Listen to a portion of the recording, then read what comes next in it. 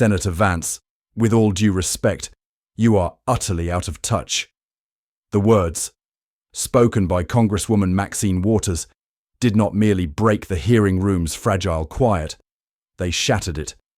They were not a simple critique, but a carefully forged weapon, honed over decades in the unforgiving crucible of Washington, D.C., and launched with surgical precision. They hung in the air of the Oversight Committee chamber, a palpable toxin designed to poison the well before a single drop of testimony could be drawn. The television cameras, like hungry predators, zoomed in, their lenses glinting under the sterile lights, eager to capture the flicker of fear, the stammer of protest, the crumbling of a man she had just branded an imposter in his own country. The accusation was a masterpiece of political theater, a powerful black congresswoman from the heart of urban Los Angeles, looking down the dais at a white conservative senator from the hills of Appalachia and declaring him an alien, a tourist in the landscape of American suffering. She was drawing a line in the sand, not with policy, but with identity, and daring him to cross it. Around the room, a collective breath was held. Staffers froze, their fingers hovering over keyboards. Journalists leaned forward, smelling blood. This was the moment the narrative was meant to be set in stone, the outsider, the opportunist, exposed. But J.D. Vance did not crumble. He did not flinch. He did not even blink. He simply held her gaze, a faint, almost imperceptible smile playing at the corners of his mouth. It was not a smile of amusement, but of recognition. In her voice, he did not hear a political opponent. He heard the familiar, dismissive drone of an establishment that believed it held the patent on pain. He saw the polished mahogany of the witness table, its surface so reflective it mirrored the gilded ceiling. And he thought of the scarred linoleum floors of the homes he grew up in. He saw the tailored, $1,000 suits of the congressional aides, and he remembered the worn-out denim and steel-toed boots of men who had lost their jobs, their dignity, and their hope. Waters thought she was calling him out of touch with South L.A., but in her arrogance, she had revealed just how out of touch she was with the deep, unifying anguish of forgotten people everywhere.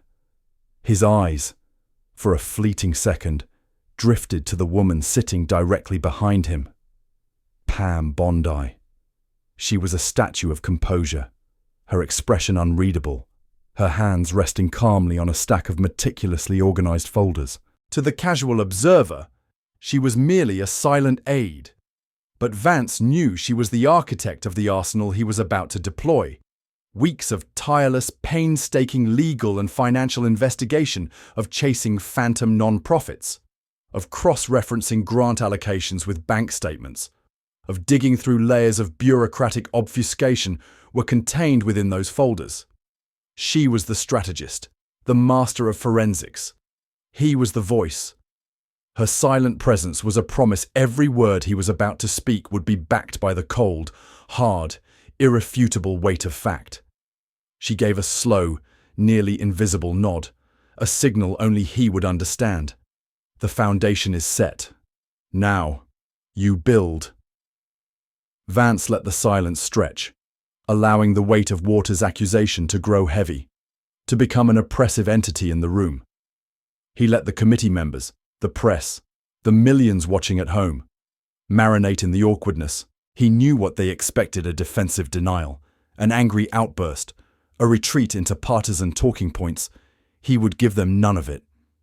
He had not come here to play by their rules. He had come to break the game. His strength, forged in the quiet desperation of the Rust Belt, was not in shouting matches, but in enduring the storm and then, when his opponent was most confident, changing the direction of the wind. He leaned forward, bringing his mouth close to the microphone. The soft drone of the air conditioning seemed to die away. The entire chamber, from the powerful figures on the dais to the interns in the back row, was focused on him. When he finally spoke, his voice was not the polished, theatrical baritone of a seasoned politician.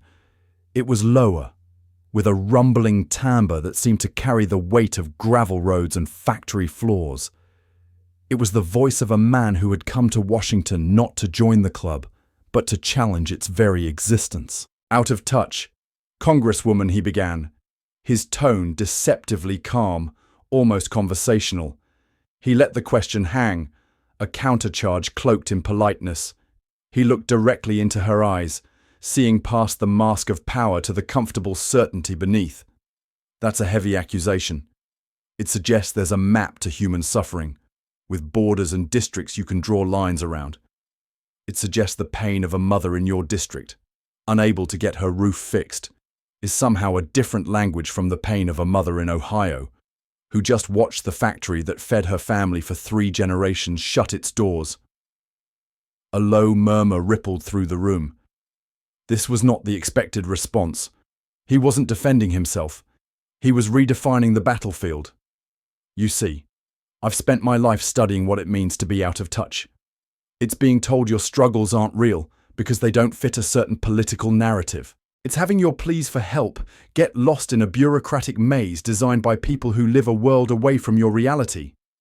It's being looked down upon by a political class that sees your life not as a reality to be addressed, but as a problem to be managed or, worse, a prop to be exploited. He paused, letting his words sink in, reframing the very accusation she had thrown at him. He was no longer the defendant, he was the prosecutor. So, let's talk about being in touch, he continued, his voice hardening slightly, the quiet intensity drawing every listener closer. You think suffering has a zip code. Congresswoman, you think hope has a party affiliation. You sit there in a seat of immense power, presiding over a community ravaged by poverty and neglect, and you have the audacity to lecture me about understanding struggle. He gestured slightly toward the folders Bondi had prepared. I didn't come here today with theories from a book. I came here with receipts. I came here with the stories and the numbers you chose to ignore. And with all due respect, ma'am, we're not going to talk about me. We're going to talk about them. The silence that followed J.D. Vance's declaration was a different creature entirely from the one before. It was no longer the heavy, awkward quiet of a public shaming. It was the sharp, electric stillness of a duel just before the first shot is fired. The power dynamic in the room had not just shifted, it had inverted. Maxine Waters, who had moments ago been the confident predator, now found herself on the defensive, her face a mask of rigid control that failed to conceal the flicker of alarm in her eyes. The air itself seemed to thin, charged with an anticipation so intense it felt like a physical pressure. Every camera lens, every pair of eyes, was locked on Vance, waiting. He had made his promise to talk about them. Now, he had to deliver. With a slow, deliberate movement, Vance turned his head slightly and looked back at Pam Bondi. The gesture was minimal, yet it spoke volumes. It was a general turning to his chief of staff, a quarterback glancing at his offensive coordinator. It was a non-verbal transfer of power, signaling that the phase of rhetoric was over and the phase of evidence was about to begin. Bondi met his gaze, and with the practiced efficiency of a seasoned legal professional, she slid the topmost folder from her stack across the polished table. The crisp slide of paper on wood was the only sound in the cavernous room, a sound as definitive as a judge's gavel. Vance opened the folder. He didn't look down at it immediately. Instead, he let his eyes sweep across the committee members, holding each of their gazes for a fraction of a second, ensuring he had their absolute, undivided attention. Let's start with a number, Vance said, his voice now devoid of its earlier conversational warmth, replaced by the clinical chill of an autopsy. He gestured for the clerk to project the first document onto the large screens flanking the dais. $24 million. That's how much federal grant money, according to independent audits, has been allocated to this congressional district over the past 5 fiscal years. $24 million intended for housing infrastructure, educational improvement, and job training. The figures appeared on the screens, stark and black against the white background, numbers that, on their own, were abstract. But Vance was about to give them a face. That's a river of money. Congresswoman, a river that was supposed to flow into the driest parts of your community, to irrigate the desert of neglect.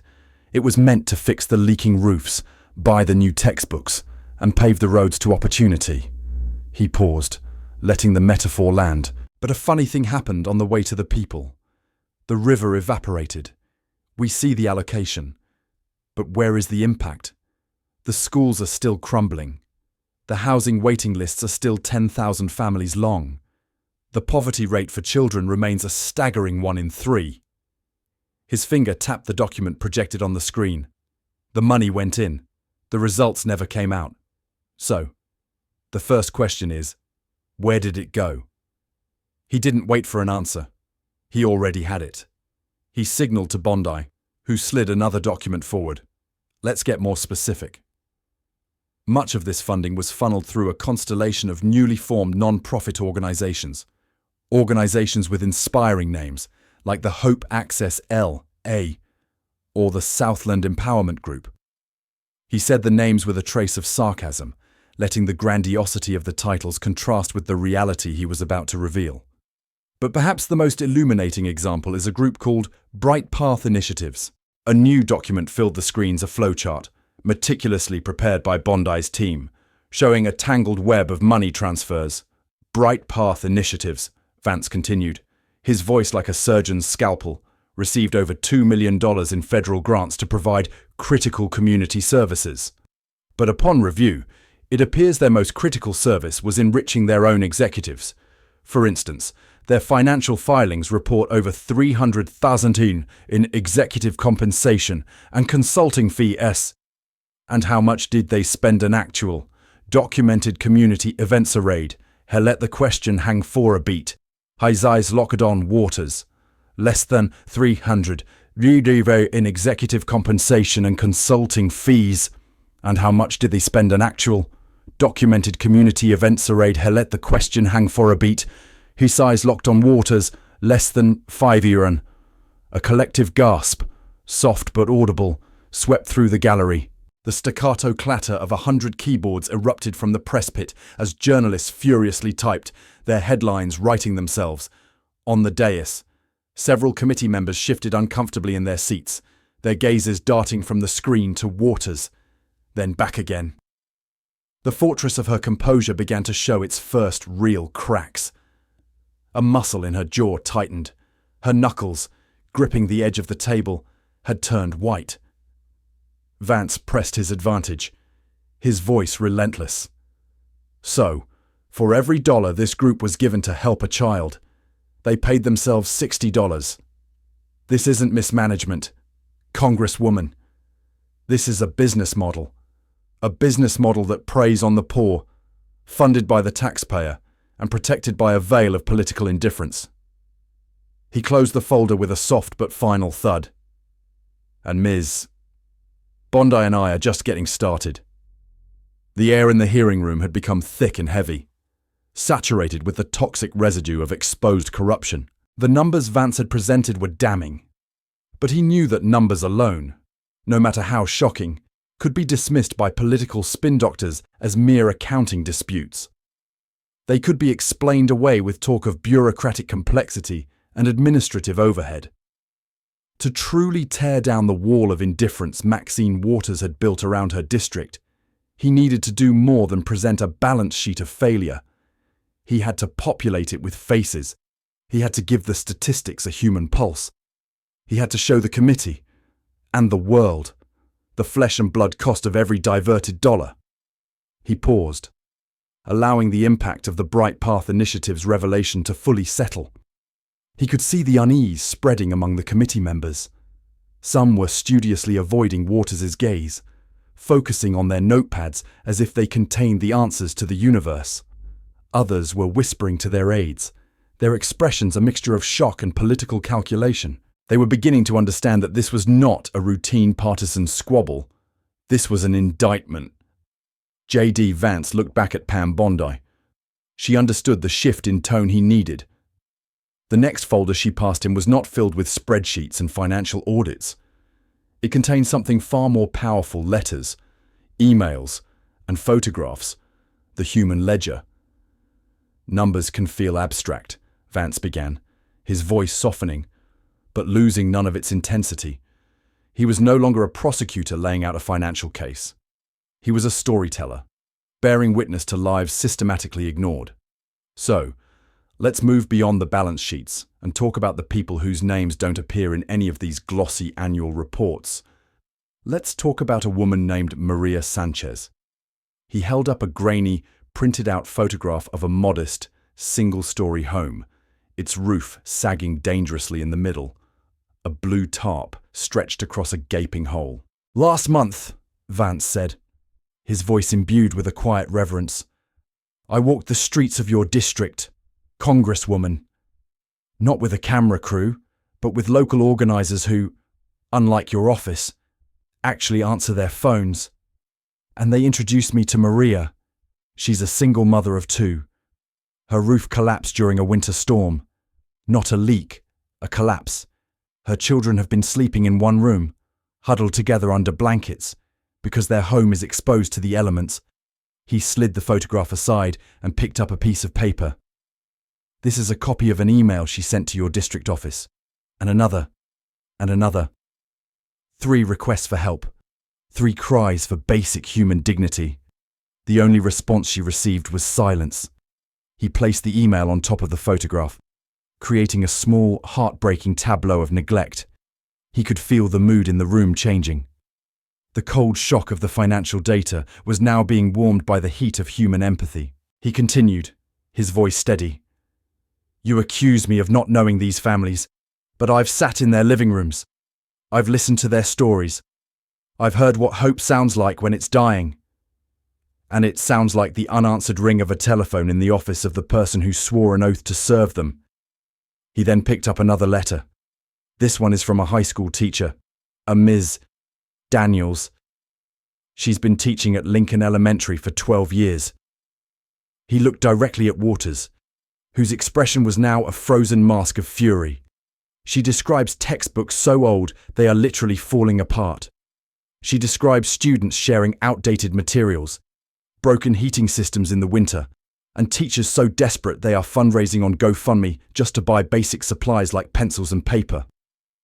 All while, as Ms. Bondi's research confirms, education grants allocated for school repairs were being mysteriously redirected. He raised the letter so all could see it. She asks a simple question in this letter. "Congresswoman," she asks, "where did the money go?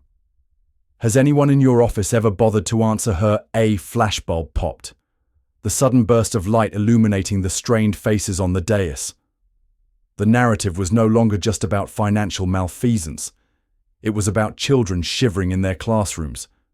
It was about a mother's desperate plea for shelter. Vance was weaving a tapestry of evidence so compelling, so emotionally resonant, that it was becoming impossible to refute. He wasn't just attacking Waters' record, he was holding a mirror up to the consequences of her leadership, and the reflection was grotesque. He saw the flicker of doubt in the eyes of even her staunchest allies. This was no longer about party loyalty. This was about right and wrong. He locked eyes with Waters one last time. "You called me out of touch because I'm from Ohio. But the truth is, you don't have to be from a specific place to recognize injustice. You just have to be willing to look, to listen. Something your office has apparently forgotten how to do. These people, Maria, Ms. Daniels, and the thousands like them, they are the constituents you have sworn to serve. And if caring about their stories is out of touch, then maybe what Washington needs is more leaders who are obsessed with getting in touch with the reality that exists outside these marble walls." The chamber was a tinderbox, and J.D. Vance had just struck a match. The air, already thick with tension, now crackled with the raw, undeniable power of personal testimony. He had laid the foundation with financial data and built the walls with documented neglect. Now, he was about to put a human face on the suffering, to bring the voices of the forgotten from the streets of South L.A. directly into the heart of American power. This was the moment that would transform the hearing from a political spectacle into a moral reckoning. He knew that no defense, no matter how skillfully articulated by Maxine Waters, could stand against the simple, devastating truth of a lived experience. As if on cue, a quiet commotion near the back of the room drew the attention of the bailiffs. A middle-aged woman, her face etched with the lines of exhaustion and quiet dignity, had risen to her feet. "He's telling the truth," she said, her voice not loud, but clear and steady enough to carry across the hushed room. "Everything he said is true." Cameras swiveled to capture her. The chairman, sensing a pivotal moment that transcended protocol, did not silence her. Instead, he gestured for her to approach a secondary microphone set up for public comment. "Please state your name for the record," the chairman said, his tone unusually gentle. "My name is Linda Ortiz," she began, her eyes finding Vance's with a look of profound gratitude before settling on the dais. "And I've taught at Lincoln Elementary for 12 years. I am Ms. Daniels's colleague. I've watched generations of children pass through my classroom. Bright, beautiful children, full of potential, and I've watched that potential get choked by indifference." Her voice began to tremble, not with weakness, but with a righteous, long-suppressed anger. "We have students who fall asleep in class because their homes are too cold to sleep in at night. We have children who miss school for weeks with respiratory illnesses because of the mold growing on our classroom walls. We send letters, we make calls, we beg, and we get silence. Or worse, we get told to be patient, that funds are being allocated. We've been hearing that for a decade." She looked directly at Maxine Waters, her gaze unwavering. "You came to our school once, Congresswoman, for a photo op right before an election. You promised us new beginnings. You posed with the children. Then you left. And the heat is still broken." The words landed like stones, each one a testament to a broken promise. The gallery, filled with a mix of political insiders and concerned citizens, murmured in sympathy. The sense of collective shame in the room was palpable. Vance watched, his expression a mixture of somber validation and controlled fury. He had not planned this. Linda Ortiz's spontaneous testimony was a gift, a raw, unscripted confirmation of every charge he had leveled. But he knew there was one voice still missing, the most important voice of all. He turned to the chairman. "Mr. Chairman, with your permission, there is one more witness the committee needs to hear from, a witness whose story encapsulates the entire cost of this failure." The chairman nodded, his face grim. The chamber doors at the side of the room opened, and a young girl, no older than 10, walked in, escorted by a teacher. She was slight, with wide, intelligent eyes that took in the cavernous room with a mixture of awe and fear. This was Janelle. As she approached the microphone, a profound silence fell over the room. The clicking of keyboards ceased. The whispers died. Every television screen in America, every live feed, was now focused on this small child. Her hands shook as she held up a piece of lined school paper. But when she spoke, her voice was clear and heartbreakingly innocent. "Dear Congresswoman Waters," she read, her small voice echoing in the vast chamber. "My name is Janelle. I am in the 4th grade at Lincoln Elementary. In the winter, our classroom is very cold, and sometimes we can see our breath. The ceiling leaks when it rains. I try not to get sick, because my mom can't afford to stay home from work. My teacher, she tries to help us, but she says the school has no money. Can you please help us fix our school? I want to learn, but sometimes I'm just too cold to think." She finished reading and looked up, her innocent gaze sweeping across the faces of the most powerful people in the nation. For a long, breathless moment, no one moved.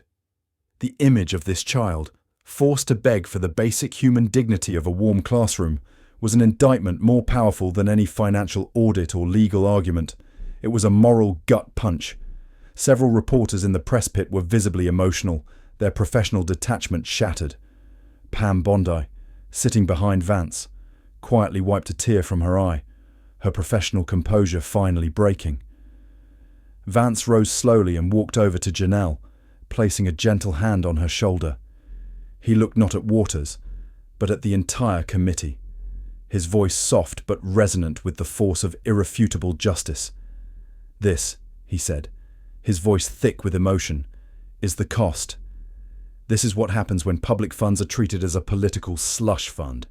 This is the story lost between the lines of the budget reports. The people who matter most, the children, the teachers, the parents are sacrificed for profit and political convenience." He then turned, his eyes finally locking with Waters's, a look of cold, righteous fury on his face. "How much more evidence do you require?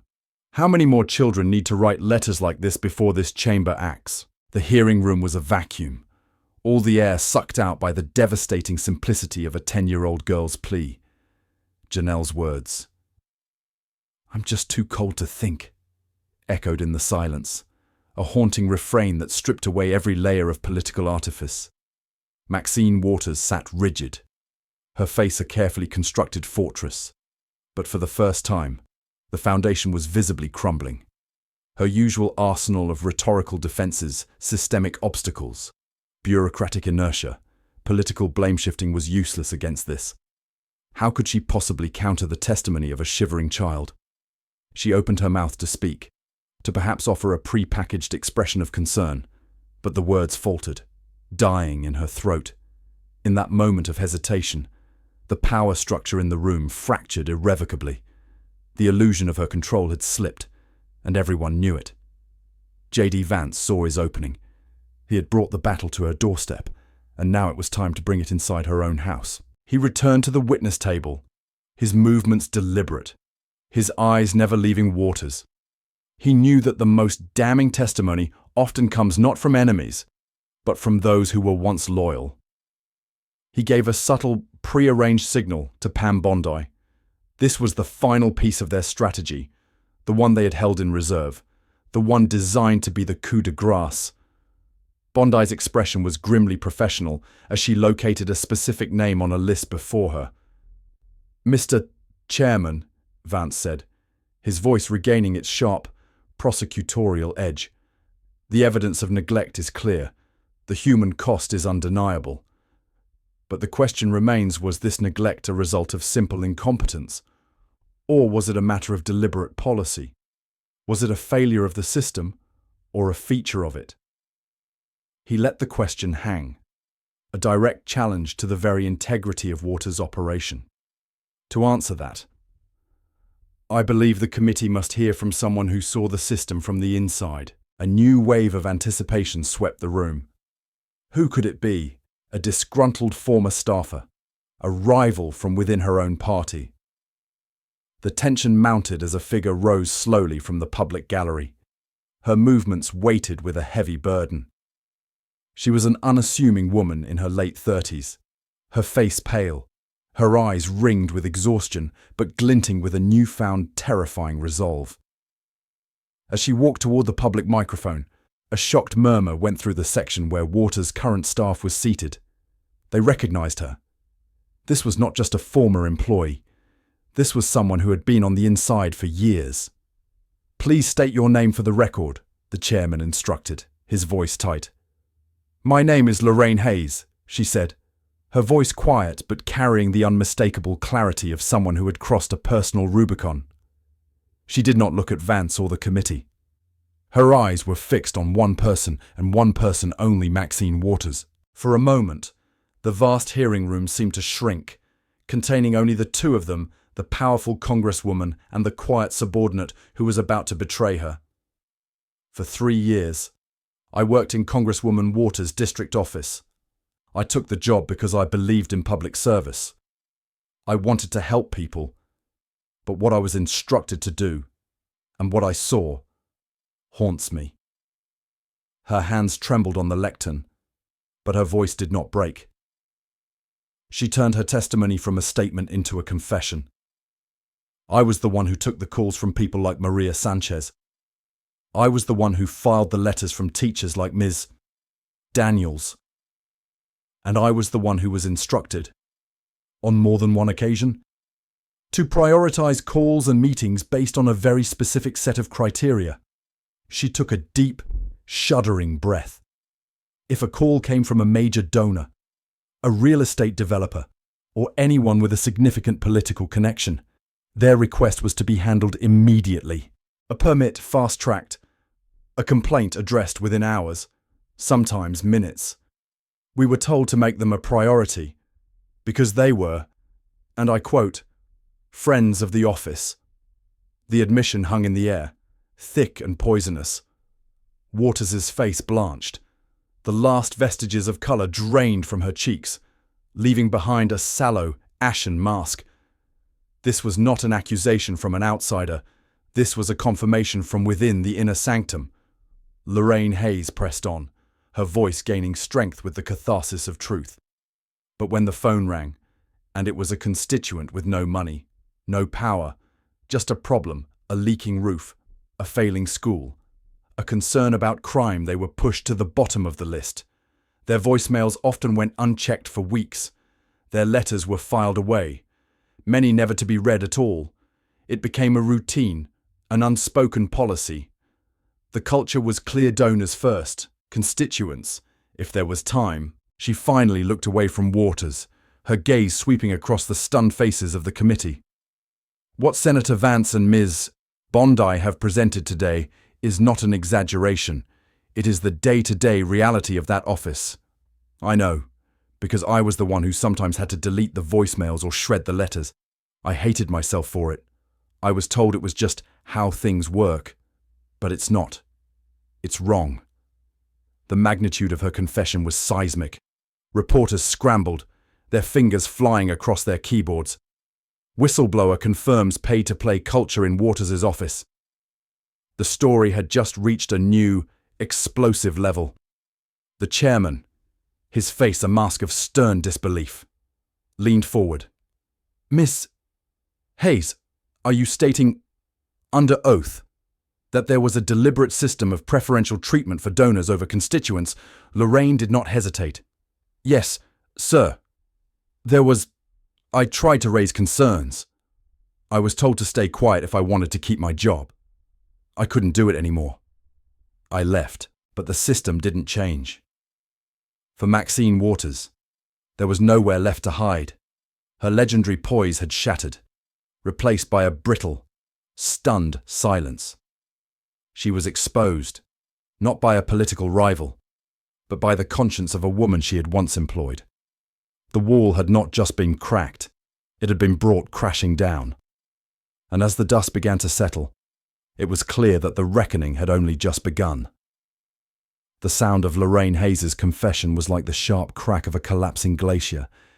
In its wake, there was a moment of absolute, profound silence, the kind that follows a world-altering event. The carefully constructed reality of the hearing room had been permanently upended. The atmosphere was no longer just tense, it was radioactive. Then, chaos erupted. The press pit exploded in a frenzy of motion, reporters shouting into their phones, feeding urgent updates to their newsrooms. Get this on the air now. Whistleblower testimony, it's pay for play. The staccato symphony of 100 keyboards became a frantic, desperate roar. On the dais, committee members were in open disarray, some huddling with their aides in panicked whispers, others staring at Maxine Waters with a mixture of horror and dawning political opportunism. The invisible lines of party loyalty, once so rigid, were dissolving in real time. Maxine Waters herself seemed to be frozen in a state of suspended animation, a statue carved from disbelief. Her political life, built over decades of careful maneuvering and iron-fisted control, was unraveling before her eyes, broadcast live to millions. Her staff, seated behind her, avoided her desperate, pleading glances, their faces pale, their gazes fixed on the floor, on the ceiling, on anything but her. They were no longer a protective shield. They were a tableau of shared guilt, each one silently calculating their own exit strategy. The room had belonged to Lorraine now, and to the devastating truth she had so courageously unearthed. J.D. Vance and Pam Bondi watched the unravelling with a quiet, sombre intensity. There was no look of triumph on Vance's face, no gloating. He understood the gravity of the moment. This was not just a political victory, it was a profound human tragedy, the public dismantling of a legacy. Bondi, her role as the architect of this reckoning complete, sat back slightly. Her work done. Her meticulous legal groundwork had provided the ammunition, but it was the courage of ordinary people, Linda Ortiz, Janelle, and now Lorraine Hayes, that had fired the decisive shots. The toxicity of the moment was not in the volume, but in the blinding, inescapable exposure of the machinery of power, how it ground ordinary lives into dust to lubricate its gears. Outside the marble walls of the Capitol, the story detonated like a dirty bomb. What had been a niche political story on cable news just an hour ago was now the lead item on every network, every website, every social media feed in the nation. News alerts flashed across phone screens from New York to California. Waters under fire as former aide alleges corruption. Whistleblower and Fix Our Schools trended instantly on Twitter. A digital wildfire of outrage and commentary. Clips of Janelle's heartbreaking letter, Linda Ortiz's impassioned plea, and Lorraine Hayes' stunning confession circulated at the speed of light, each view, each share, adding fuel to the inferno. And in South Los Angeles, the epicenter of the earthquake, the ground was truly shaking. In community centers, barbershops, and church basements, residents who had been following the hearing on live streams watched in stunned silence, then erupted. Tears of vindication streamed down the faces of people who had been ignored for years. Their unanswered letters, their unreturned phone calls, they weren't lost in the shuffle. They were deliberately discarded. Their suffering wasn't an oversight, it was a policy. In living rooms, neighbors who had long felt isolated in their struggles now looked at each other with a new, shared understanding. The anger, once a quiet, simmering resentment, was now a roaring, unified cry for justice. The chairman, his face grim, finally managed to restore a semblance of order to the hearing room, his voice cutting through the chaos. In light of this extraordinary testimony, he stammered, his usual composure gone. This committee will take a brief recess. But everyone knew this was more than a recess. It was the end of the beginning. As the officials filed out, a new drama unfolded in the corridors. Reporters swarmed Vance and Bondi, a frenzied mob of microphones and flashing cameras. Senator Vance, did you know about the whistleblower, Ms. Bondi? Is this the basis for a federal investigation? Vance held up a hand, his face a mask of determined calm. This was never about a single person, he said, his voice carrying over the din. This is about a broken system. Today, the American people saw just how broken it is. The real work begins now. Meanwhile, Maxine Waters was hustled out a side door by her remaining loyal staff, a phalanx of security guards pushing back the tide of reporters. She offered no comment, her face a stone mask, but the image of her flight was as damning as any testimony. The contrast was stark. Vance, facing the cameras, speaking of the work ahead. Waters, fleeing from the consequences of the work she had failed to do. The battle was over, but the war for accountability had just been declared, and across the country, an army of forgotten citizens was beginning to enlist. While the marble corridors of Congress echoed with the aftershocks of the hearing, the real seismic shift was happening 3,000 miles away, on the cracked pavement and sun-baked streets of South Los Angeles. The news of the day's events spread not like a news report, but like a gospel. It was carried on phone calls between neighbors, in excited chatter at grocery store checkout lines, and in hushed, prayerful conversations in church pews. For the first time in a generation, the suffocating smog of cynicism that had settled over the community began to lift, replaced by something that felt dangerously like hope. That evening, an emergency town hall was called, not by any official, but by a loose coalition of church leaders and longtime community activists. The venue was not a sterile government building, but the gymnasium of a local high school, the same kind of school Ms. Daniels and Linda Ortiz had described. The room was packed, a standing room-only crowd that overflowed into the hallways, It was a mosaic of the community mothers with tired eyes and toddlers on their hips, elderly men in their Sunday best, teenagers in hoodies, and small business owners with calloused hands. They were all there, drawn together by a shared sense of vindication and a burning question. What now? The guest of honor, invited by the organizers, was J.D. Vance. He arrived not with a politician's entourage, but with only Pam Bondi at his side. As they entered the gymnasium, a wave of applause, thunderous and heartfelt, washed over them. But Vance knew this was the easy part. The gratitude was real, but so was the deep-seated skepticism, born from decades of broken promises. He needed more than their applause. He needed their trust. And in this room, trust was a currency harder to earn than any campaign donation. As the meeting began, person after person stepped up to a microphone in the center of the room to share their story. They were the real-life Mariahs and Ms. Daniels, their voices raw with the pain of being invisible. They spoke of fighting for disability accommodations, of battling slumlords, of watching their children fall behind in neglected schools. With each story, the collective anger and sorrow in the room grew. Then, a man stepped forward who seemed to carry the weight of the entire community on his broad shoulders. He was in his late 40s, with the steady, watchful eyes of a man who had seen too much. His name was Samuel "Sam" Carter, a retired Army veteran who now ran a small auto repair shop. He was a pillar of the neighborhood, a man people turned to when their car broke down or their kid got into trouble. He was respected, but he was also deeply weary. He stood at the microphone, his gaze fixed on Vance. "Senator," Sam Carter began, his voice a low, powerful rumble that commanded immediate silence. "We watched you today, and on behalf of everyone here, I want to thank you for giving voice to our pain. You said things we've been screaming for years, and you made them listen." He paused, letting the gratitude settle before delivering the inevitable challenge. "But here's my question. We've had politicians come here before. They come when they need a good photo op, when they need to look like they care about the little guy. They make big promises. They stir up our hopes. And then they get on a plane and fly back to Washington. The cameras leave, and we're still here, with the same leaking roofs and the same broken-down schools." He took a step closer, his eyes boring into Vance's. "You're outraged today, sir. It was powerful. But is it portable?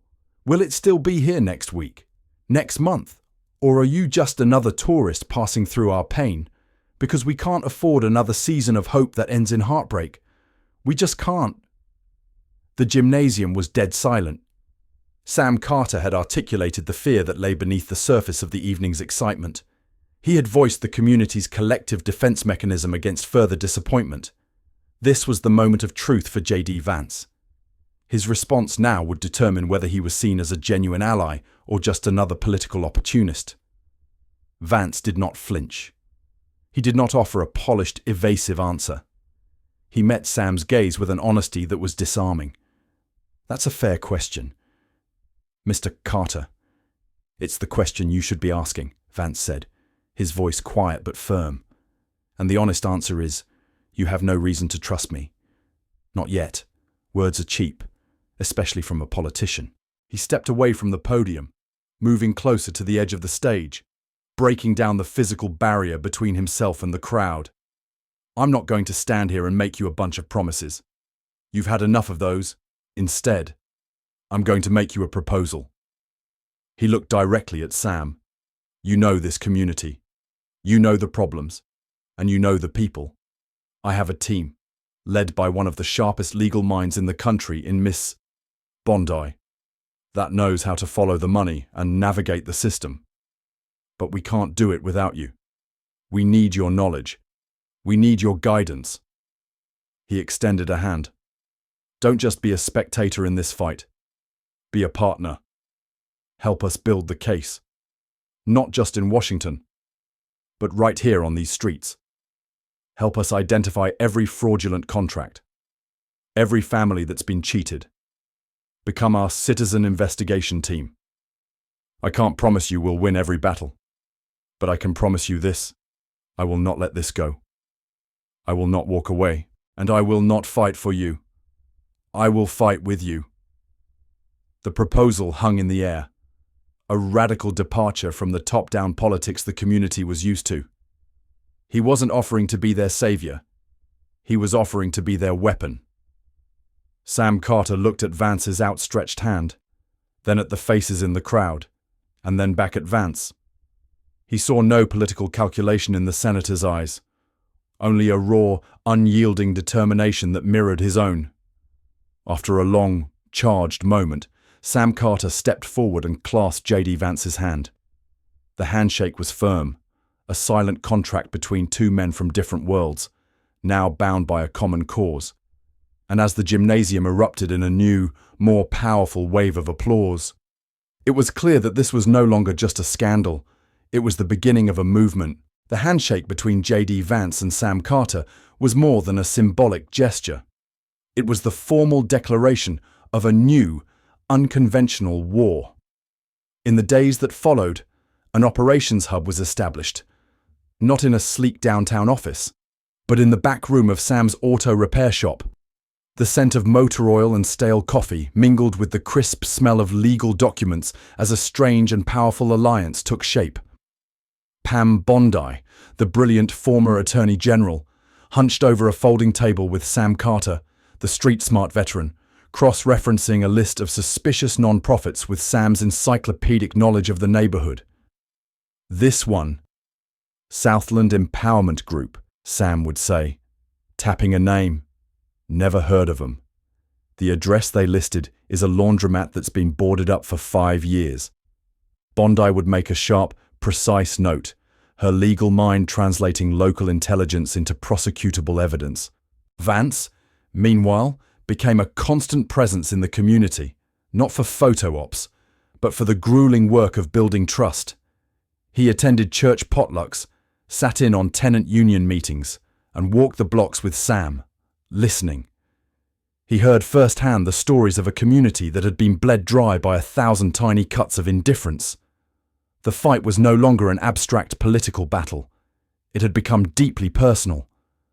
The faces of the people he met, the tired mother, the out-of-work father, the hopeful child haunted his thoughts and fueled his resolve. But as their grassroots investigation gained momentum, the system began to fight back. The political establishment, rattled by the public exposure, closed ranks around Maxine Waters. A coordinated counter-offensive was launched, not on the field of policy, but in the gutter of personal destruction. The target was J.D. Vance. Pro-Waters media outlets and anonymous political action committees began running attack ads, painting him as a carpet-bagging charlatan. They dug into his past, twisting the narrative of his Appalachian upbringing not as a source of authentic empathy, but as a mark of a bitter, unrefined outsider. A carefully edited clip of him speaking passionately about the struggles of the white working class was spliced to make it sound as though he was dismissive of the struggles of any other group. The message was insidious and clear. He is not one of us. He is using you. The pressure intensified. One evening, as Vance, Bondi, and Carter were reviewing a particularly damning set of bank records, Vance received a call. It was from a senior, powerful figure within his own party's leadership in Washington. The voice on the other end was smooth, collegial, but with an unmistakable undertone of steel. "J.D.," the voice said, dispensing with pleasantries. "We admire the fight you're putting up. Truly. But it's becoming complicated." The party leader explained that Vance's relentless crusade against Waters was threatening to derail a delicate, bipartisan negotiation on a major infrastructure bill, a bill that would bring thousands of jobs and millions of dollars to Vance's home state of Ohio. The other side was threatening to walk if the personal attacks on a senior member like Waters didn't cease. "We need you to pull back, son," the leader said, his voice now a paternal command. "Declare a victory. Talk about the importance of the investigation you've started, and then let the process play out. Let the Justice Department handle it from here. It's time to focus on bringing home a win for the people who elected you." The implication was chillingly clear. Choose. Choose between the high-profile and national fight for a community in California and the tangible political victory for your own constituents in Ohio. Choose between the promise you made to Sam Carter and the loyalty you owed to your party and your state. It was the classic Washington squeeze play, designed to force a compromise, to remind a freshman senator of his place in the grand political machine. After he hung up, the silence in the small office was thick with the weight of the decision. Sam Carter looked at him, his expression unreadable, but his eyes filled with a weary understanding. He had seen this movie before. He knew how it usually ended. Pam Bondi, ever the strategist, spoke first. "He's not wrong, JD," she said softly, her voice purely pragmatic. "From a strategic standpoint, a tactical retreat makes sense. You've exposed the rot. You've forced a federal investigation. You can claim a legitimate victory and pivot to the infrastructure bill. It's the smart political move." Vance sank into a worn-out office chair, the springs groaning in protest. He ran his hands through his hair, the exhaustion of the past weeks finally catching up to him. Everything he had ever wanted to achieve, bringing jobs and hope back to the places he came from, was being offered to him on a silver platter. All he had to do was walk away from this fight. All he had to do was betray the trust of the people in this room, the people in this neighborhood. He thought of Janelle's letter.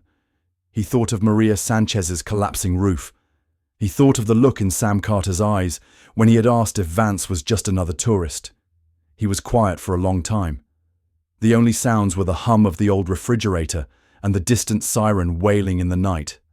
Finally, he looked up, and the doubt and exhaustion in his eyes had been replaced by a familiar, cold fire. "No," he said, his voice low but absolute. "No. The moment we start making smart political moves is the moment we become them." He stood up, his posture straightening, his resolve hardening. "They think this is a negotiation. They think they can buy me off with a bridge or a highway in Ohio. They don't understand. This was never about a political win." He looked from Bondi to Carter. "This is about showing people in South L, people in Ohio, people all over this country, that someone is finally willing to fight a fight to the finish, no matter the cost." He picked up his phone and dialed the number for his chief of staff in D.C. "Sarah," he said, his voice ringing with a clarity that left no room for argument. "Cancel my morning schedule. I want you to call a press conference on the Capitol steps for 9 a.m. and get me a list of every single news outlet that's been running those attack ads. I'm not pulling back. I'm doubling down." In that moment, he had made his choice. He had chosen the uncertain, perilous path of integrity over the safe, transactional highway of politics. He was willing to risk his career, his standing in his own party, and a victory for his home state, all for a promise he made in a high school gymnasium. He had been tested, and he had not been found wanting. The price of the fight might be his own political future, but as he looked at the hopeful, stunned expression on Sam Carter's face, he knew it was a price he was willing to pay. The air on the steps of the U.S. Capitol the next morning was crisp and cold, but the political atmosphere was white-hot. A throng of reporters, summoned by the hastily announced press conference, jostled for position, their cameras and microphones forming a dense metallic thicket. They buzzed with speculation. Was Vance caving to the pressure? Was he about to announce a strategic victory and step back? As the party leadership had demanded, the attack ads had been relentless, and the whispers from Capitol Hill insiders suggested that the freshman senator from Ohio had finally overplayed his hand. The stage was set for a retreat. J.D. Vance emerged from the heavy Capitol doors, not with a phalanx of aides, but with only Pam Bondi at his side. He looked tired, the strain of the past 24 hours etched on his face, but his eyes burned with an unwavering intensity. He walked to the podium, the clicking of 100 camera shutters sounding like a hailstorm. He surveyed the crowd of journalists, his gaze sweeping over the familiar faces of the Washington press corps, people who thrived on political calculation and transactional logic. He knew what they expected him to say. He began without a script, his voice carrying clearly in the morning air. I called you here today because there's been a lot of talk over the past few days. A lot of talk about politics, about strategy, about what the smart move is. He paused, letting the words hang. There's been talk that this fight for accountability in South Los Angeles has become a distraction, that it's time to move on, that I should focus on bringing home projects for my own state. He looked directly into the lens of the nearest television camera, speaking not just to the reporters in front of him, but to the millions of people watching across the country in Ohio, in California, and everywhere in between. So I want to be perfectly clear. To my constituents in Ohio, I promise you, I will never stop fighting to bring jobs and opportunity back home. But that fight is part of a larger one. It is a fight against a broken, corrupt system that has left too many of our people behind, whether they live in the shadow of a closed-down steel mill or a neglected inner-city school. This was not the language of retreat. A ripple of confusion and excitement went through the press corps, and to the powerful voices in this city, in both parties, who have told me to stand down, who have asked me to trade justice for political convenience. He leaned closer to the microphone, his voice dropping to a low, defiant growl. My answer is no. The word landed with the force of a physical blow. It was a direct, public repudiation of his own party's leadership, a flagrant breach of the unspoken rules of Washington. They've launched attacks against my family and my past.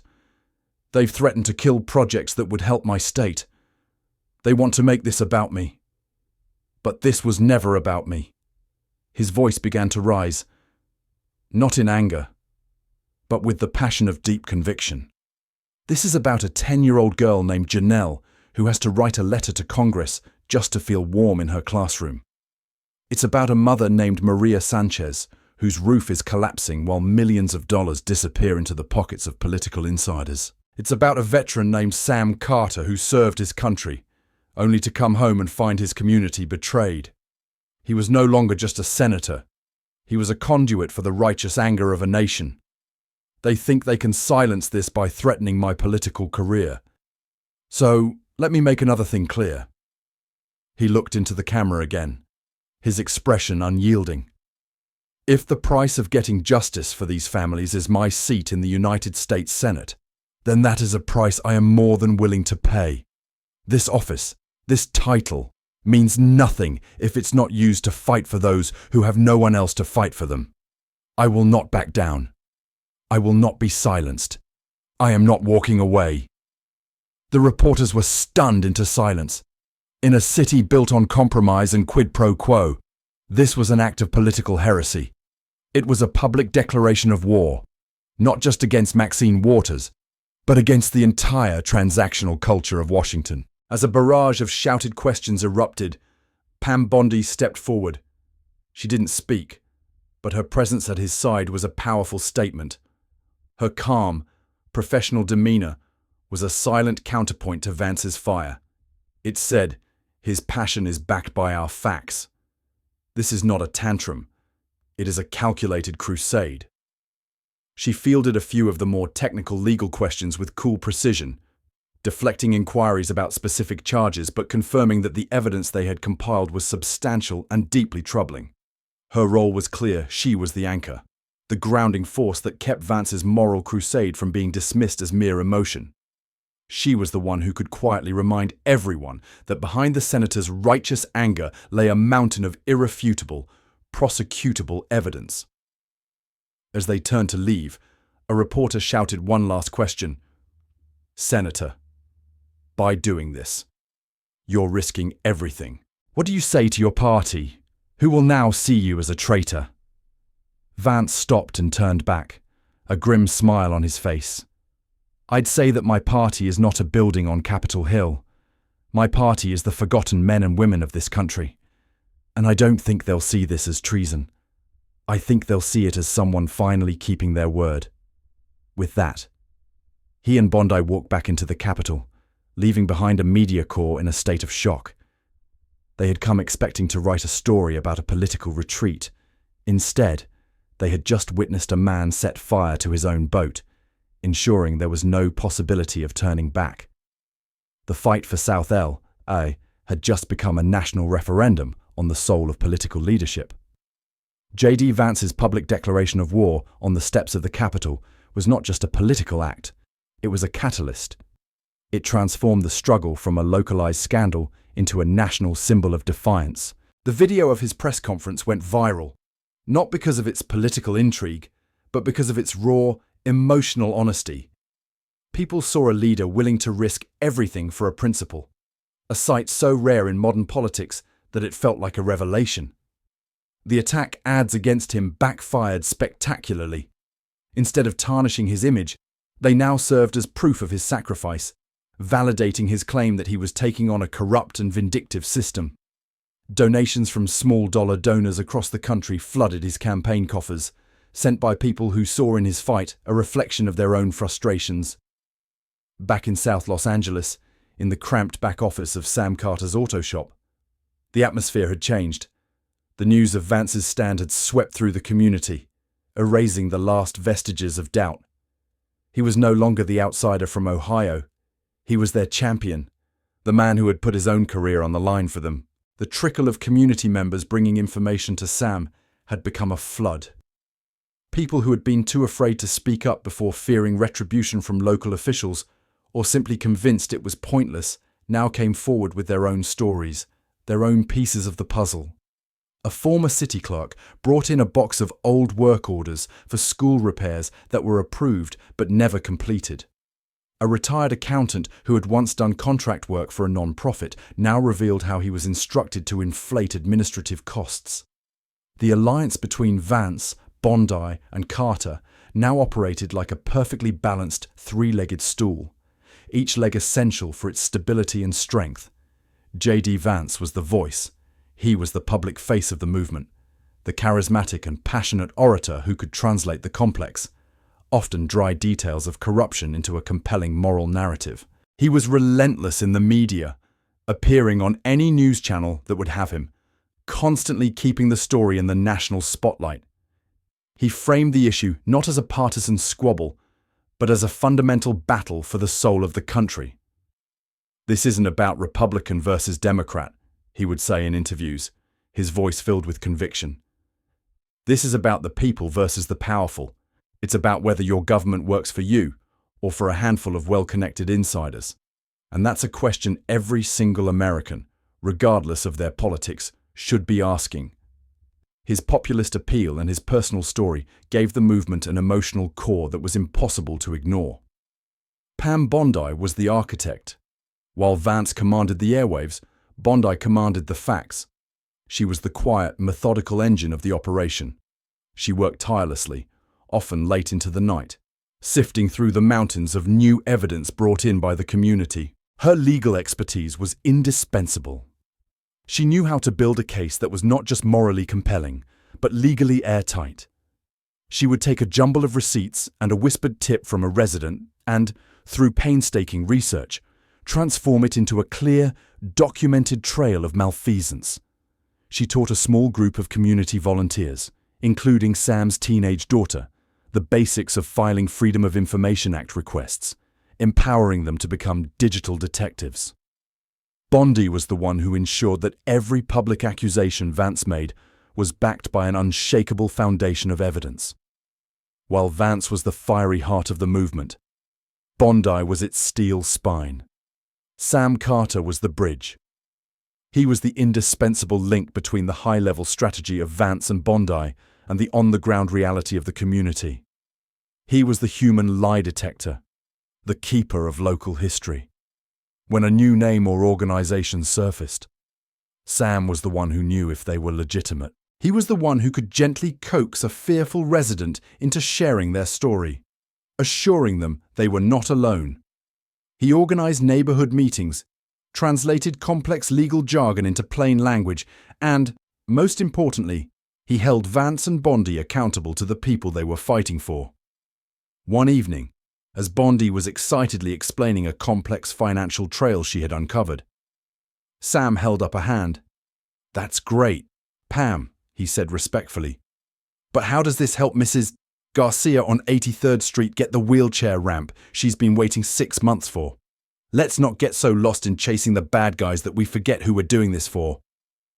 His constant, gentle reminders kept the mission grounded in its true purpose, not just to punish the guilty, but to help the innocent.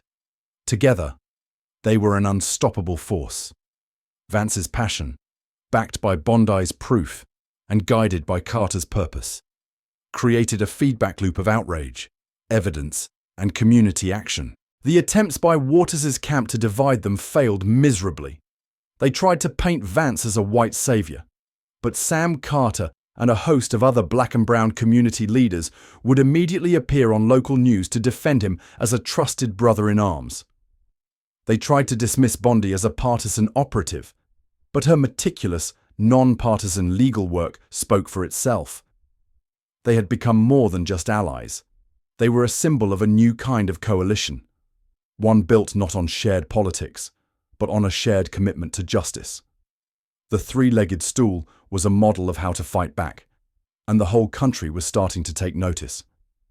The day of the special session was unlike any other Congress had convened in recent memory. This was not a partisan hearing or a routine oversight meeting. It was a public trial, and the entire nation was the jury.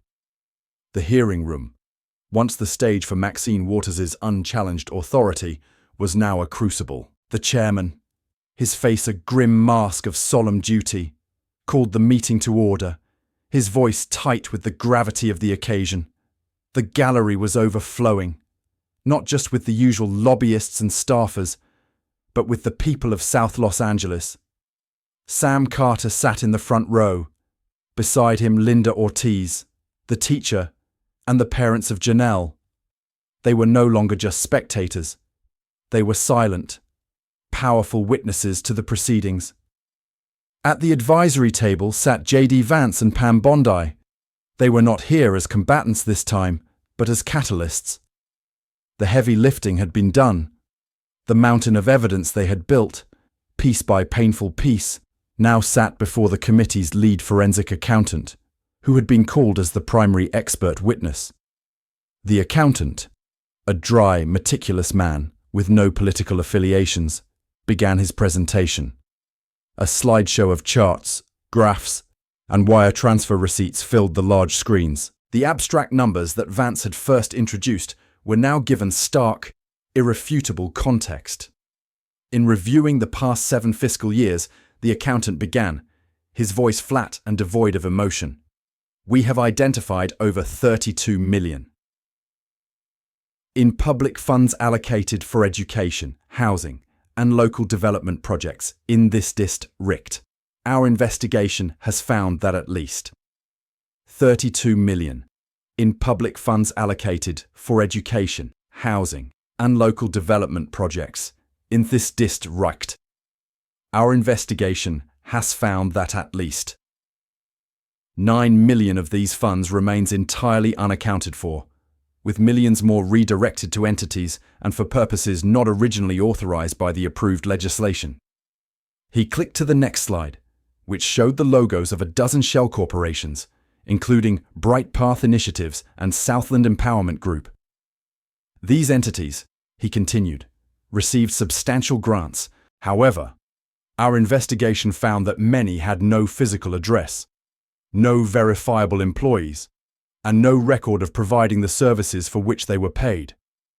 The money trail often ends with large wire transfers to private accounts, many of which have been traced to individuals with known personal or professional ties to Congresswoman Waters' office and her chief campaign donors. For every missing million, there was a corresponding, heartbreaking story of neglect. The accountant presented documents showing a grant for $500,000 to renovate the heating system at Lincoln Elementary. The funds were disbursed to a contractor who was the brother-in-law of a major donor. The work was never done. The money vanished. The children, as Janelle had testified, remained cold. He showed another grant for a youth after-school program. The funds funneled through a shell company whose only listed employee was a political operative. The program never materialized. The children were left with nowhere to go, Maxine Waters sat at the dais, a silent, isolated figure. She tried to interject, to raise points of order, but the chairman, his patience exhausted, was unyielding. "Congresswoman, you will have your chance to respond. For now, we will hear the evidence." Her customary power had been stripped away. She was no longer the inquisitor. She was the accused. The most dramatic moment came when a longtime congressman, a senior Democrat who had been a loyal ally of Waters for decades, stood to address the chamber. His voice was raw with emotion, a mixture of shame and fury. "I have always believed in party loyalty," he began, his voice cracking. "I have always believed in the importance of experience. But today, I see that loyalty, when it becomes blind, is a betrayal of the public trust." He looked at the faces of Sam Carter and the other residents in the gallery. "I must apologize to my constituents and to the people of South Los Angeles. It is clear now that this body, have not asked the hard questions soon enough. We have not been vigilant. Money meant to lift our communities was lost on our watch." His words echoed through the silent chamber. "We owe you not just answers, but action. I will fully support a formal request to the Department of Justice for a full federal investigation." His statement broke the dam. One by one, other members of the committee, from both parties, rose to echo his sentiments. The bipartisan wall of silence had crumbled. Finally, J.D. Vance was given the floor. He rose, not with the fire of his earlier testimony, but with a somber, profound sense of finality. He looked at the faces in the gallery, then at the committee. "Transparency," he said, his voice clear and resonant, "is not a privilege for the powerful. It is the fundamental right of every citizen. These numbers are not just evidence. They are the map of a wound that has been allowed to fester in the darkness for far too long." He gestured to Sam Carter and the others. "Today, you heard the stories behind the data.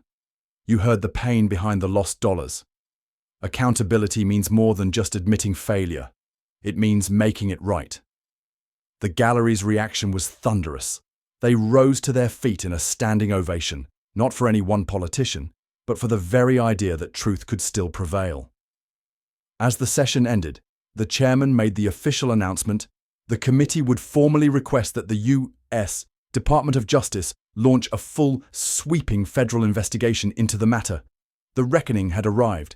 As the chamber emptied, Waters exited through a side door, surrounded by a small, grim-faced coterie of lawyers, her silence a deafening admission of defeat. In stark contrast, Vance and Bondi were met in the corridor by Sam Carter and a delegation of South L.A. residents. There were no grand speeches. There were tears, handshakes, and hugs. A mother, one whose story of a broken wheelchair ramp Sam had shared with the team, simply clasped Bondi's hands and whispered, "Thank you for seeing us." Sam Carter looked at Vance, a slow, weary smile spreading across his face. "Well, Senator," he said, "I guess you're not a tourist after all. The battle in Washington was won." But as Vance looked at the determined faces of the community members, he knew the real work, the work of rebuilding, healing, and ensuring this could never happen again, was just beginning. The Justice Department's investigation moved with a speed and ferocity that shocked even the most jaded Washington insiders. Fueled by the mountain of evidence meticulously compiled by Pam Bondi and the on-the-ground intelligence from Sam Carter's network, federal agents raided offices, froze assets, and issued a wave of subpoenas. The dominoes began to fall, from low-level administrators to the heads of the phantom non-profits. The scandal that had started with a single voice in a hearing room was now being dismantled by the full force of federal law. But while the legal battles played out in sterile courtrooms and newspaper headlines, a different, more profound transformation was taking place back in South Los Angeles. The victory in Washington was not just an abstract political win. It had unlocked the resources and, more importantly, the collective will to begin the slow, arduous process of rebuilding. For the first time, federal and state funds, now monitored with fierce vigilance by a newly empowered citizenry, began to flow where they were always meant to go. The change was not instantaneous, but it was tangible.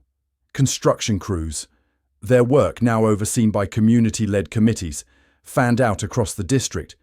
The sound of hammers and power saws replaced the silence of neglect. At Lincoln Elementary, the leaky, sagging roof that had tormented Maria Sanchez and so many others was torn down and replaced. New windows were installed, and a state-of-the-art heating system was fitted. Its quiet hum a promise that no child would ever again have to be too cold to think. The classrooms, once dim and water-stained, were repainted in bright, cheerful colours, and the shelves were stocked with new books, funded not by desperate GoFundMe campaigns, but by the budget that was rightfully theirs.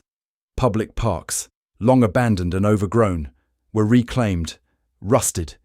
Dangerous playground equipment was removed, replaced with safe, modern structures. The laughter of children, once a rare sound in these neglected spaces, now echoed through the afternoons. But the change was more than just cosmetic. It was systemic. The community had learned a hard lesson. Justice is not given. It is demanded and then vigilantly guarded. Town hall meetings, once poorly attended formalities, were now packed, standing room-only events where local officials were subjected to rigorous, informed questioning from residents who now knew how to read a budget and file an information request. The symbolic heart of this renewal was the construction of a new community centre, built on a formerly vacant lot that had been a notorious eyesore. The project was the brainchild of Sam Carter, who insisted it be funded by a combination of public money and small, local donations, so that everyone felt a sense of ownership. He had a name for it from the very beginning: the Bridge. It was meant to be a bridge between the community's painful past and its hopeful future. A bridge between different generations, and a bridge between people from different backgrounds who had been united by a common struggle. The centre was more than just a building. It was a hub of empowerment. In one room, Pam Bondi, who continued to volunteer her time, ran a weekly legal aid clinic, helping residents navigate the bureaucracy that had once defeated them. In another, local college students tutored children from Lincoln Elementary. In the main hall, Sam Carter led workshops on civic engagement, teaching his neighbours how to monitor their elected officials and hold them accountable.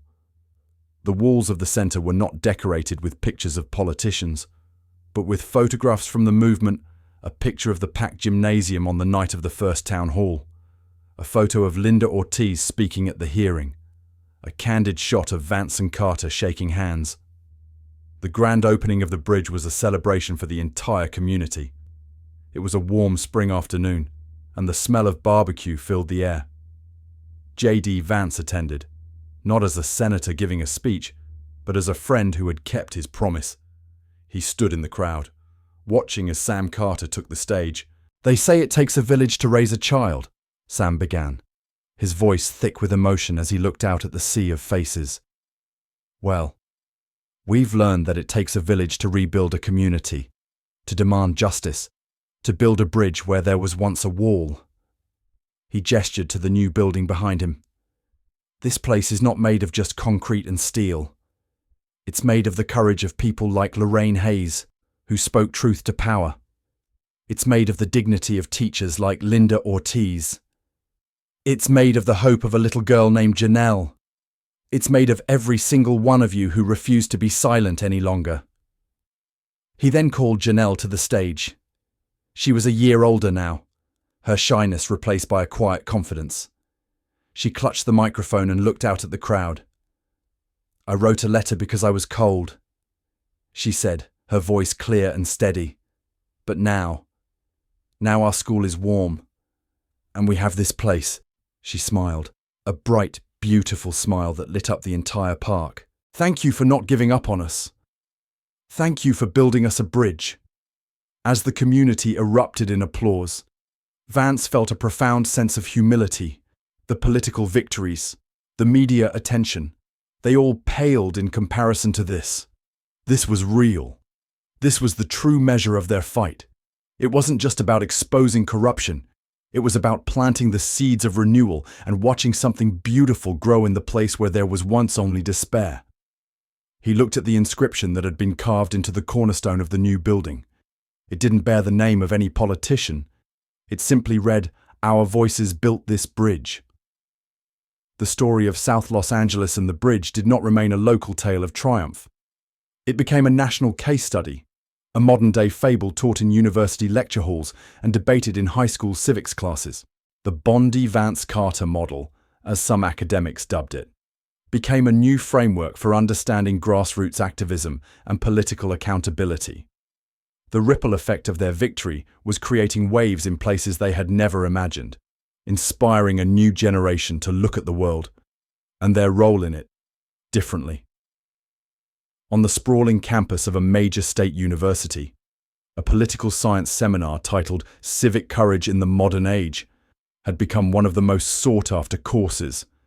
The professor used the South LA scandal as the central case study, dissecting the strategies employed by the unlikely trio. Students analyzed Pam Bondi's legal methodology, J.D. Vance's communication strategy, and Sam Carter's community organizing tactics. They learned not just about the theory of change, but about the messy, difficult, and ultimately rewarding work of making it happen. One day, Vance was invited to speak to the class as a guest lecturer. The auditorium was packed, not just with political science majors, but with students from engineering, nursing, and the arts. He walked onto the stage to a thunderous ovation, but he quickly shifted the focus away from himself.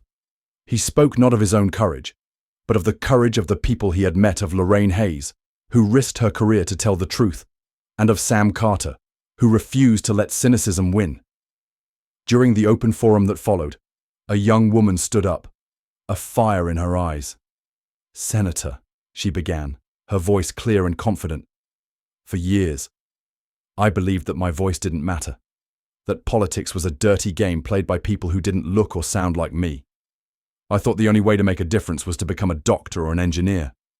But when I watched you and your team fight for South LA, when I saw Sam Carter stand up to you, and then stand with you, something inside me changed." She took a breath. "I saw myself in those parents begging for help. I saw that injustice isn't something that just happens to other people. Now, I'm running for president of our student government, and next year, I'm applying for an internship with our city council. I'm not afraid to get my hands dirty anymore. I'm not afraid to speak up." Her story opened the floodgates. One after another, students stood to share how the events in South LA had impacted them. A journalism student described how he had started a campus watchdog group to investigate the university's own budget, inspired by Bondi's meticulous research. An engineering student talked about a new project she and her classmates had launched to design and build sustainable, low-cost community structures, inspired by the bridge.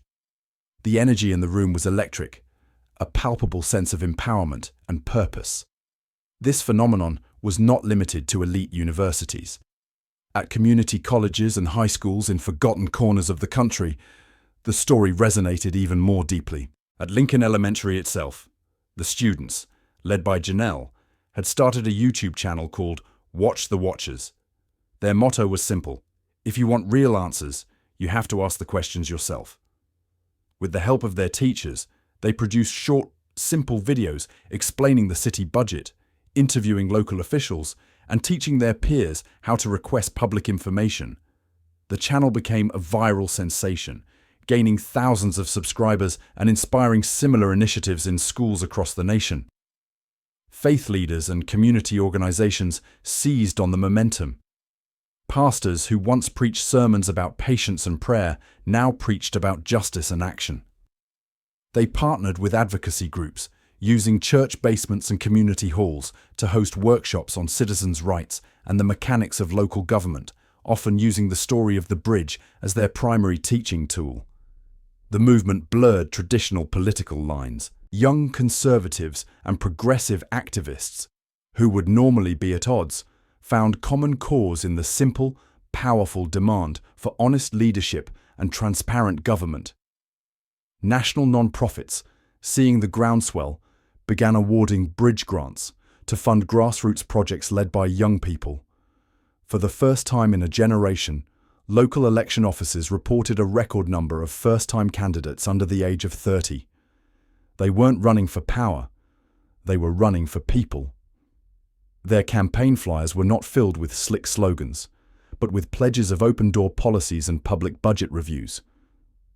As the semester ended, Vance was honored by a coalition of these new young leaders.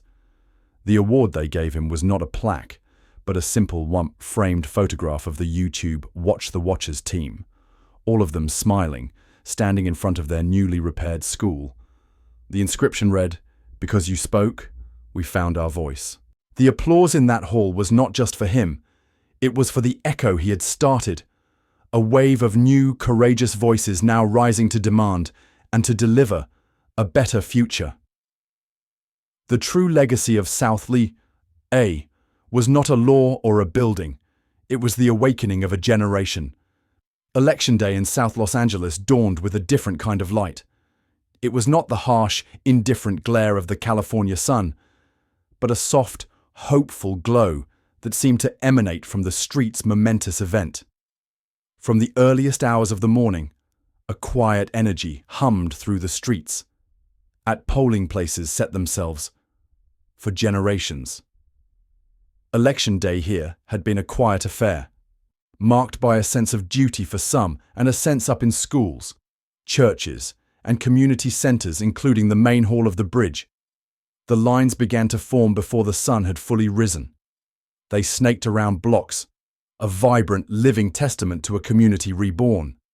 This was a futility for most, but today was different. Today was a harvest. It was the day the community would reap not the usual sparse, dutiful trickle of voters. This was a flood. People came with a sense of purpose that was what it had sown through a year of struggle, courage, and relentless vigilance. From the earliest hours of the morning, almost holy, young parents pushed strollers, patiently explaining to their children why this day mattered. Neighbors who had never spoken before, now the polling places were alive.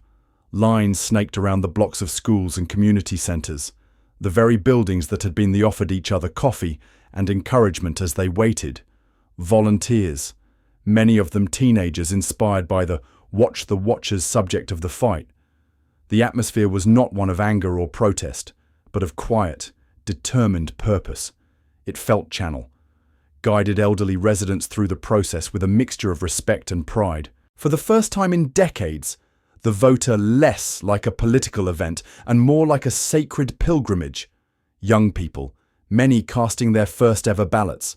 Guided turnout was predicted not just to break records, but to shatter them. This was no longer just an election. It was a pilgrimage their elderly neighbors through the process. Volunteers who had once organized protests now handed out coffee and donuts to voters waiting patiently in line. Children. J.D. Vance was there, but his role had changed. He was not a candidate or a crusader. He was an observer, a quiet witness to the harvest he had helped to sow. He moved from one polling site to another, not too young to vote, stood with their parents, their eyes wide, sensing they were part of something historic. The voter turnout was projected to shatter every record, not just in numbers, but in the sheer diversity and determination of those who to campaign, but simply to be present. He was greeted not as a celebrity, but as a trusted neighbor. There were no requests for photos, only firm handshakes, grateful nods, and quiet words of thanks. He saw Sam Carter managing had come to claim their voice. J.D. Vance was there, but he moved through the crowds as an observer, not a principal. He had purposefully avoided endorsing any specific candidate, believing that the movement's strength lay in its non-partisan a team of volunteer poll workers at the bridge, his weary expression replaced by one of fierce, paternal pride. He saw Linda Ortiz, the teacher, arriving with a car full of her elderly neighbors. He saw the parents of Janelle, standing led nature. His presence was a quiet reminder of the journey they had all taken. He was greeted not with the inline, their faces filled with a quiet determination. The slate of candidates on the ballot was a reflection of the fawning of political supporters, but with the warm handshakes and heartfelt hugs of trusted neighbors. Look what you started movement itself. The familiar names of career politicians, long entrenched and disconnected, were challenged by a new generation of leaders who— Senator, an elderly woman said to him, her eyes glistening with tears as she pointed to the long line of voters. He simply smiled and replied, "No, ma'am. Look what you finished." The slate of candidates on had emerged from the struggle. There was a high school principal running on a platform of radical educational reform. There was a young lawyer. The ballot was a testament to the revolution that had taken place. Gone were many of the familiar, complacent faces of a daughter of immigrants, who had volunteered at Pam Bondi's legal aid clinics, now running for city council on old guard. In their place stood a new generation of leaders who had emerged from the movement itself. There was a higher promise of absolute transparency. There was a former union organizer, a respected community activist, and even a recent college graduate school science teacher, a single mother who had become a fierce tenants' rights advocate, and a young community organizer who had been part of the student movement Vance had inspired. Their campaign flyers were not glossy or slick. They were simple, direct alongside Sam Carter. Their campaign flyers were not covered with glossy photos, but with concrete pledges, no more closed, and covered with phrases born from the fight, no more closed doors. Every dollar accounted for. Door meetings. Every dollar will be accounted for. And your voice, your future. Pam Bondi was also there, having your voice, your future. My midday. A local television crew captured a moment that would become the defining image of the day, flown in on her own dime. She stood quietly with Sam Carter outside the bridge, which was serving as a central polling station. An elderly woman, her face a beautiful map of a long and difficult life, emerged from the polling station at the bridge, watched the steady stream of people, their faces filled with a pride and purpose that had been absent a year ago. Tears were streaming down her weathered cheeks. A young reporter gently asked her why she was crying. "For so long, Sam," Bondi said, her voice soft. "In all my years as a prosecutor, my victories were always," woman said, her voice thick with an emotion that spanned decades. "I believed no one would ever stand up for us, about putting someone away. This feels different. This feels like we let something out." Sam nodded. A profound "I believe my vote was just a whisper in a hurricane. I stopped coming. What was the point?" She clutched the sense of peace on his face. "We let out their hope. Pam, it was locked up for a long time. I voted" sticker on her jacket as if it were a precious jewel. "But today, because someone finally, a television crew, captured a moment that would become the defining image of the day. An elderly man, leaning on a cane, fought for us, because they showed us our voices could build a bridge. I know my vote matters. I know that." emerged from the polling station, his face streaked with tears. He had been one of the first people Sam had convinced I matter. Her words, broadcast live, swept through social media, a powerful, authentic testament to the day, to share his story about his pension benefits being snarled in a bureaucratic nightmare. A reporter gently asked him why he was so significant. Her story was echoed in thousands of others. High school students, newly registered, brought their parents to emotional. "For 70 years, the man said, his voice breaking. "I believed that people like me didn't vote for the very first time. Workers took turns leaving their jobs to carpool to the polls. The quiet power of participation have a say. I thought the game was rigged, and we were just the pawns. But today was a palpable force, a collective insistence that the old order was over." As the polls closed and the evening wore on, he straightened up, his dignity shining through his tears. Today, because one man from Ohio, one tough lawyer from Florida, the results began to trickle in. It was not just a victory, it was a revolution. One by one, one stubborn old mechanic from my own neighborhood refused to quit. I walked in there and I felt like a king. Reform candidates surged ahead. The old guard was being peacefully, democratically, and decisively swept away. The city council, the school board, I know my vote matters, because I know now that I matter. His words swept through social media. Even the congressional seat once held with an iron grip by Maxine Waters. All fell to new leaders who had pledged to continue powerful, unscripted testament to the dignity of being seen and heard. As the polls closed that evening and the results began to trickle in, it became clear that South Los Angeles had chosen renewal over resignation. One by one, the reform candidates surged the work. From the back room of his auto shop, Sam Carter watched the returns with Vance and Bondi. When to victory, propelled by the massive, unprecedented turnout, it was not just a political upset, it was a democratic awakening. The final race was called, and the last reform candidate declared the winner. The three of them did not cheer. They shared. Later that night, Vance, Bondi, and Carter gathered on the rooftop of the bridge, looking out over the glittering a moment of profound, exhausted, and deeply satisfying silence. The fight had been long and brutal. The cost had been high lights of the city. The sounds of celebration echoed up from the streets below. There were no triumphant speeches, no self. But as they looked at the television screen, showing images of joyful crowds celebrating in the streets outside the bridge, they knew. Congratulations.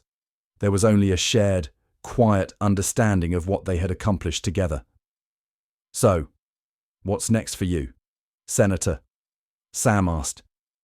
Vance looked out at the horizon. If it had all been worth it. This was the harvest. A community, once barren and neglected, had taken back control, got a fight for an infrastructure bill waiting for me back in DLC, he said with a small smile. And a whole lot of people in Ohio to answer to. He turned to Sam and Bondi. But I think we proved something here. We proved that the biggest divides in this country aren't between left and right, or black and white. They're between the people who believe they have a right to be heard, and a powerful few who have forgotten how to listen. He looked at the city below, no longer a symbol of neglect, but a beacon of possibility. The harvest was complete. A new wave was rolling through the nation, a wave born from a single, courageous voice, multiplied by thousands who would not be silenced again. The world was watching, and at last, South Lie had of its own destiny. They had not just won an election, they had reclaimed their future. In the months and years that followed that transformative election, the story of South Los Angeles' renewal became more than just a memory. It became more than just a news cycle. It became a national touchstone, a reference point for what was possible. In the halls of Congress' enduring legacy, the newly elected officials, true to their word, governed with a level of transparency and community engagement that was a new class of representatives, younger, more diverse, and fiercely committed to the principles of transparency forged in the South L.A. Fight began to shift the tone of the conversation. They spoke less of partisan victories and more of public once unthinkable. Budgets were posted online in real time. Every major decision was preceded by open town halls held at the bridge and other community hubs. The relationship between the people and their government, once defined by distrust and neglect, was being trust. The Community Funds Transparency Act, once a political impossibility, passed with overwhelming bipartisan support, forever changing how public money was tracked and disclosed. It was swiftly dubbed the Bridge Act by the media. Back in his modest, painstakingly rebuilt on a new foundation of accountability and mutual respect, the physical changes were a testament to this new era. Park's Senate office, surrounded by the familiar hum of Washington. J.D. Vance was no longer at the center of the storm, but his schools and infrastructure continued to improve, funded by money that now reached its intended destination. But the most profound change was not in the concrete or the steel. It was in the spirit of the people, the sense of learned helplessness that legacy was now woven into its enduring aftermath. His desk was piled high, not with political briefing books, but with handwritten letters from across the country. There were letters from teachers in rural Pennsylvania who had used the Watch the Watchers model to successfully had plagued the community for generations, was replaced by a fierce, protective sense of civic ownership. They knew that the change they had won was not permanent unless they remained vigilant. The Watch the Watchers YouTube channel, now run by a new group, petitioned their school board for new resources. There were emails from factory workers in Michigan who had formed their own citizen investigation teams of high school students, continued its work, becoming a permanent and respected institution of local journalism, far from the streets to scrutinize local development deals. There were crayon drawings from children in schools that had, for the first time, received the funding of South L.A. The key players in the drama found their lives forever altered. The Department of Justice investigation concluded with multiple they were promised. One evening, a television crew came to interview him for a retrospective documentary on the scandal. The anchor, a seasoned journalist, asked him about the personal cost of the fight. The glow of the camera light was a familiar, daunting indictments and several high-profile convictions for fraud and misuse of public funds. Maxine Waters, though never personally indicted, saw presence. Vance didn't offer the polished, sanitized answers of a politician.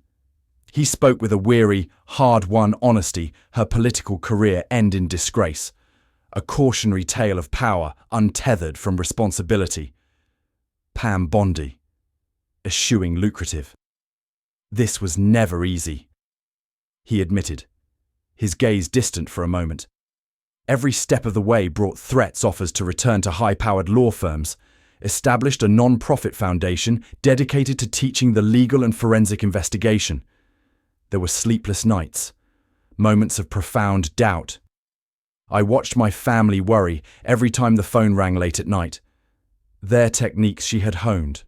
The foundation, funded by a grant from a coalition of civil rights and good government groups, trained were colleagues in my own party who wouldn't speak to me for months.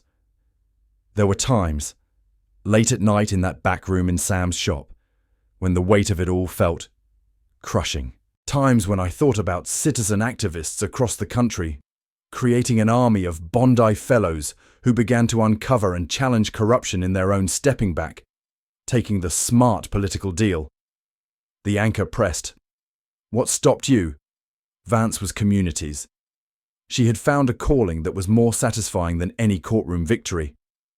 Sam Carter became a nationally recognized voice for community empowerment. He traveled the country, not as a politician, but as a teacher, sharing the story of the quiet for a moment. He thought of Pam Bondi's unwavering, pragmatic resolve, the steel spine that had held him up when he wavered. He thought of Sam Carter's quiet dignity, the moral compass that had always pointed True Bridge, and the simple, powerful lesson that change begins when one person decides to stop complaining and start organizing.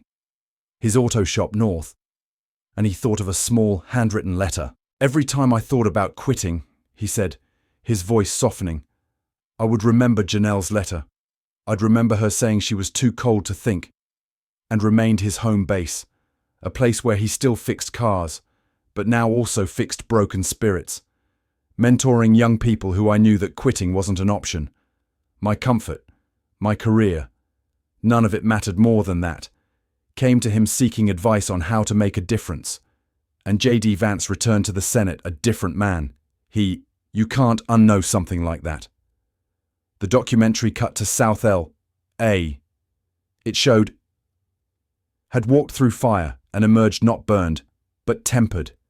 His defiant stand had earned him enemies within the party establishment, but the Bridge or Community Center, now a vibrant hub of activity.